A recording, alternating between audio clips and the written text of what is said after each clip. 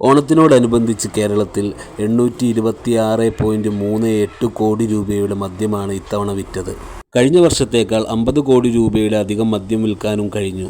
ഉത്രാട ദിനം മാത്രം 137 കോടി രൂപയുടെ മദ്യമാണ് വിറ്റത്. അത് കഴിഞ്ഞ വർഷം 126 കോടി രൂപയായിരുന്നു.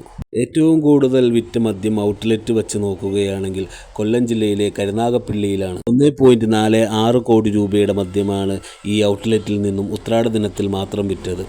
1.24 കോടി രൂപയുടെ മദ്യം വിറ്റ കൊല്ലം ജില്ലയിലെ തന്നെ മറ്റൊരു ഔട്ട്ലെറ്റാണ് രണ്ടാം സ്ഥാനത്തും. 1.11 കോടി രൂപയുടെ മദ്യം വിറ്റ മലപ്പുറം ജില്ലയിലെ എടപ്പാളാണ് മൂന്നാം സ്ഥാനത്തെത്തിയിരിക്കുന്നത് ഇത്തവണ. ചാലക്കുടി, ഇരിങ്ങാലക്കുട, കുണ്ടറ തുടങ്ങിയവയാണ് 4, 5, 6 സ്ഥാനങ്ങളിലെത്തിയത്. ഈ പറഞ്ഞ 6 ഔട്ട്ലെറ്റുകളിൽ മാത്രമാണ് ഉത്രാട ദിനത്തിൽ 1 കോടിക്ക് മുകളിലുള്ള മദ്യവിൽപ്പന നടത്താൻ കഴിഞ്ഞതും എന്നതും ശ്രദ്ധേയമാണ്. കഴിഞ്ഞ വർഷത്തേക്കാൾ 50 കോടി രൂപ അധികമാണ് ഇത്തവണ മദ്യത്തിൻ്റെ രൂപയും.